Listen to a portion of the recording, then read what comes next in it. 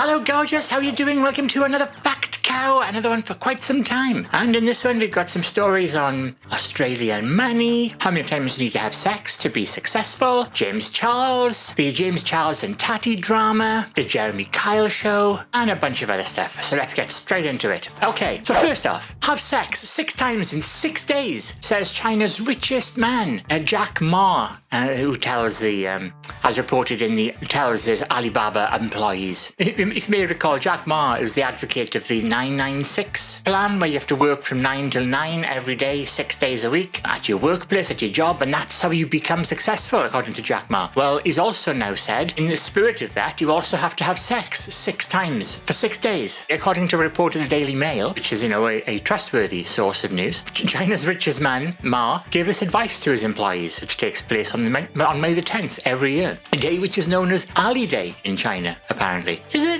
He's from China. Is there such a thing as Ali Day? At work, we emphasize the spirit of 996, he said. In life, we should follow 669. The advice has had, I think it's fair to say, has been criticized somewhat in social circles. If I was working from 9 o'clock in the morning to 9 at night, 6 days a week, I'd be too tired for sex. Probably explains why I don't have much sex, actually. What do you think? Don't know how to say to this one. Moving on. Crikey, says the headline. Australia issues 2.1 billion Australian dollars in banknotes with a typing error. Oopsie. The Reserve Bank of Australia probably want to hide their heads. Now, to be fair, it is teeny tiny writing popping up on the note. It was somebody's responsibility to do this, and they did it wrong. In fact, they misspelled the word responsibility and spelled it responsibility.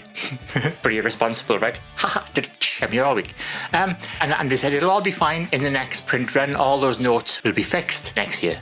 Or maybe at the end of this year if we're really lucky. So yeah, what do you think? I don't really care. Does anybody care about this one? I don't care about this one. Moving on. Close to my heart right here. Beautiful People. The Beautiful People dating site. Well, it rejects the most people from the most ugly country in the world, the UK. And my heart, now obviously, I'm not one of those who would be rejected on account of the fact that I am absolutely stunningly beautiful. But it's a dating website. It's like a snobby, it's a dating website for people like me, basically, where you have to apply to be allowed on there, and then they review your looks to see if you're good looking enough to join, basically. And since it started in 2002, believe it or not, did we have the internet in 2002?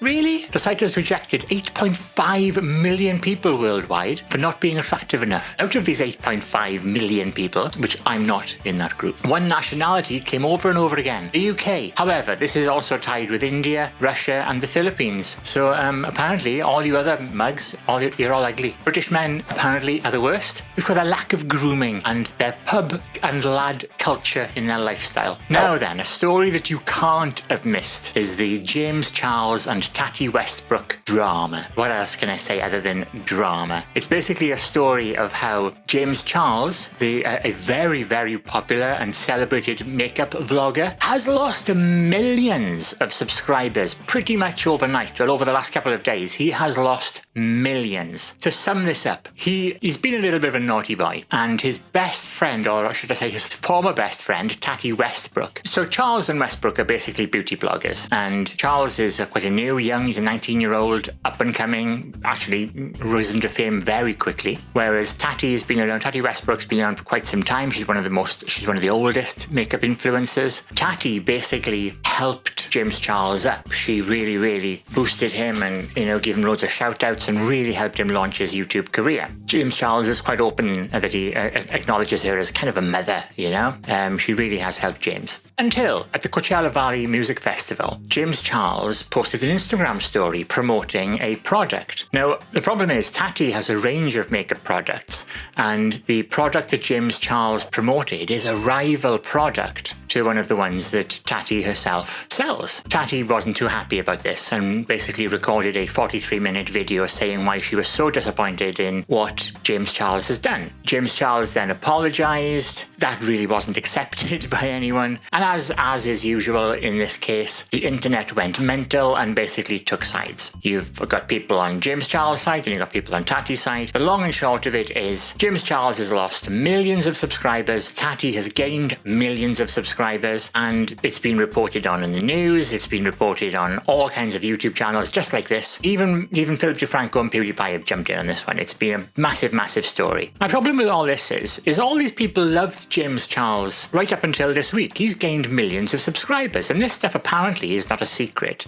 And yet now it's come out with the Tati story about a rival makeup product, and everyone is losing their crap and saying about how awful he is and all that. And yeah, okay, fair enough. But where were they last week when these apparently not secrets, these well-known awful things he's done? Were you okay with them then? Was selling a hair product really the straw that broke the camel's back? Come on. What? I don't understand you. And this sort of thing always brings out the worst in YouTube. You'll always have these polarized opinions. You'll have people who are standing by to be offended and be upset, and we just taking like mugs, to be honest with you.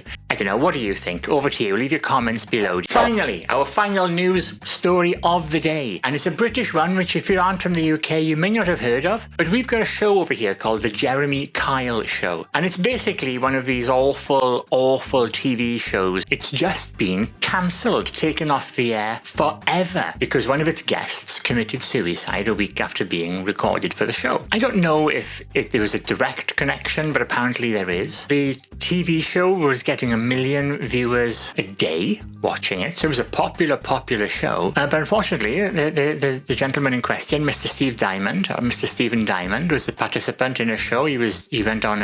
It was pre-recorded. He took a lie detector test on the subject of infidelity. Apparently, he failed the lie detector test. He killed himself a week later, which is an awful, tragic story, but everybody's losing their mind. Oh my God, it's awful television, isn't it terrible? Oh, it's awful. All this virtue signaling about how awful the show is. The show has been on for years. 1 million people a day, as I said, watch this show. The show is just meeting demand. The show is it's not creating demand. The show has an audience. If it didn't, it wouldn't be on TV anymore. That's how TV and media work. The media aren't to blame for this stuff. They're just filling a gap. I think we're going to look a little bit closer at ourselves. We are the ones who watch this show. We are the ones who watch these awful television shows. I mean, I don't, personally. It's all well and good to villainize Jeremy Kyle, and Jeremy Kyle has certainly built his career and the TV show, the production crew, and everybody has spent their time and earned a lot of money villainizing poorest in our society. Anywho, that's my take on it. Over to you. What do you think? What do you think about the whole drama and virtue signaling nonsense? So, that's it for this one. As always, thank you so much for watching. If you want to see more of this sort of content, don't forget to hit that subscribe button and hit that alarm bell so you'll be kept up to date of everything I do. Please leave your comments below. I'd love to know what you think on these stories, and I shall see you in the very next show. Popping up over there is the last show I put out, and below that is the one YouTube thinks you should watch next. Sometimes it's the same show. That's YouTube. It does that sometimes. I shall see you in the very next show. Thank you so much for watching. Bye. Mwah.